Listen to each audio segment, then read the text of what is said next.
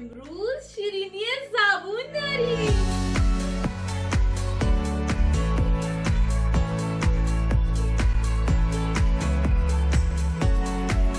عید نوروز نزدیکه و منم براتون چند تا ویدئوی آموزش شیرینی خیلی لذیذ و آسون مخصوص عید درست کردم. تو پستای بعدی براتون میذارم. حتما پستای بعدی منو نگاه کنین تا خودتون توی خونه خیلی راحت برای عید شیرینی درست کنین. این پستم اولین آموزش شیرینی نوروزی مونه. پس بریم سراغش. خب اول از همه میخوایم واسه روی شیرینیامون شهد درست کنیم. به اندازه اینو که قاشق چای خوری زعفرون سابیده شده رو با یه قاشق غذاخوری آب جوش حل میکنم.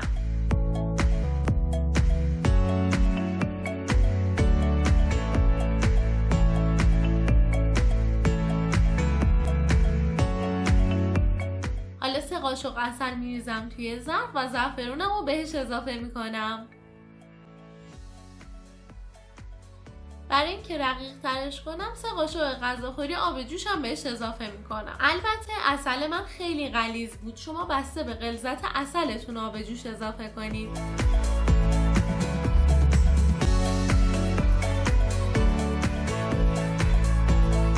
شما اگه دوست دارین میتونین گلاب و هل یا حتی آب لیمو هم به شهدتون اضافه کنین، ولی من اضافه نکردم. اینم بگم که اگه عسل نداشتین تو خونه میتونین با آب و شکر شهد درست کنین. خب شهدمون رو میذاریم کنار تا خنک بشه. حالا یه بسته خمیر هزالای آماده رو روی تخته باز میکنم. این خمیر از قبل توی فریزر بوده و من از شب قبل گذاشتمش داخل یخچال توی دمای 6-7 درجه. فقط اینو یادتون باشه قبل از اینکه شروع به کار کنین حتما وسایلی که قراره ازش استفاده کنین رو داخل یخچال بذارین تا کاملا خنک بشه، چون این خمیر اصلا نباید گرم بشه. پس وسایلی که باهاش تماس دارن حتما باید خنک بشه، مثل تخته و چاقو و کاتر و حتی سینی فر و هر وسیله‌ای که قراره با خمیرمون تماس پیدا کنه. اگه خمیرتون صاف نبود یکم مثل من به آرومی با وردنه صافش کنید. خیلی فشار ندین که لایه‌های خمیر به هم نچسبه. حالا دور تا دور خمیرم رو خیلی نازک میگیرم.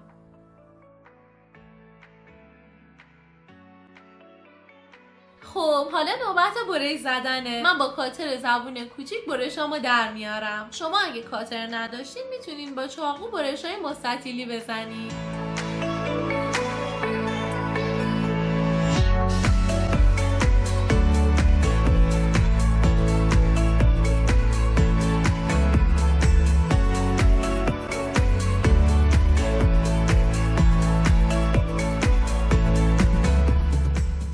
اضافه های خمیرتون رو دور نریزین، میتونین برای شیرینی ناپلونی ازشون استفاده کنین. بعد از اینکه برشامو زدم میچینمش روی تخته. اینجوری وسطشون رو یه برش کوچیک میزنم. 1 سانت از هر طرف خمیر فاصله میذاریم تا خمیرمون از وسط نصف نشه.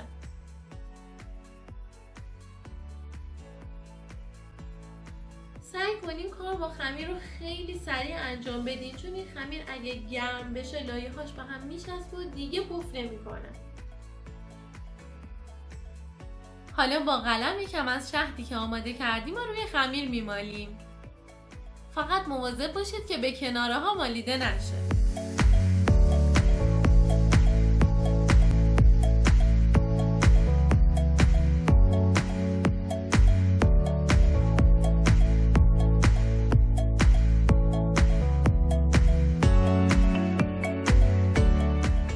بعد از اینکه همه رو شهد زدیم میذاریمشون توی سینی فر و حدود 20 دقیقه میذاریمشون داخل یخچال تا هم استراحت کنه و هم خنک بشه.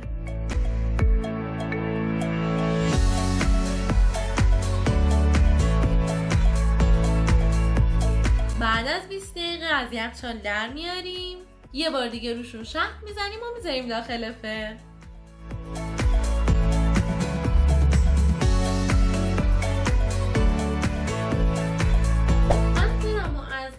دمای 250 درجه گرم کردم. خمیر رو توی فر گذاشتم و میذارم حدود 6 دقیقه تو همین دما بمونه. وقتی کامل پف کرد دمای فر رو 50 درجه میارم پایین تا داخل شیرینیامم خوب بپزه و روشم طلایی بشه. یعنی حدود 5-6 دقیقه رو دمای 200 درجه گذاشتم بمونه که کلا حدود 12 دقیقه شد. زمان و درجه پخت کاملا بستگی به فرتون داره. برای خوب درآوردن این شیرینی باید درجه فرتون تو چند دقیقه اول خیلی بالا باشه.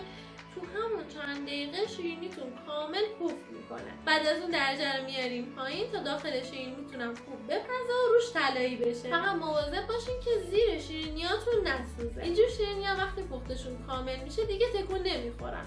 پس وقتی دیدین شیرینیتون تکون نمیخوره میتونین بیارینش بیرون. اینم بگم که فر من گازیه، اگه فرتون برقیه حتما باید درجه رو پایین‌تر بگیریم. بعد از اینکه از فر درآوردیم یه لایه دیگه شهد میمالیم روش. فقط موقعی که داغه این کارو بکنین، نباید شیرینیتون سرد بشه.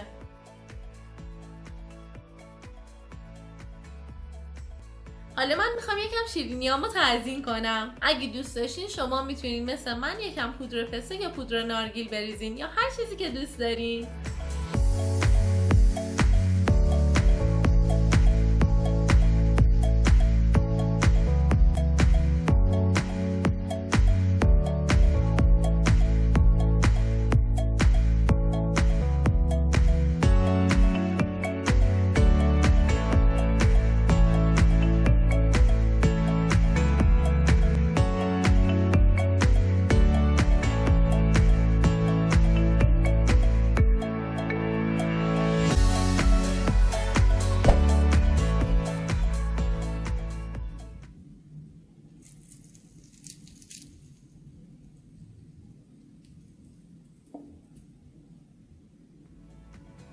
خب امیدوارم که از این ویدیو خوشتون اومده باشه و این شیرینی خوشمزه رو درست کنید و لذتشو ببرید. حتما آرزو تایم رو فالو کنید و لایک و کامنت یادتون نره.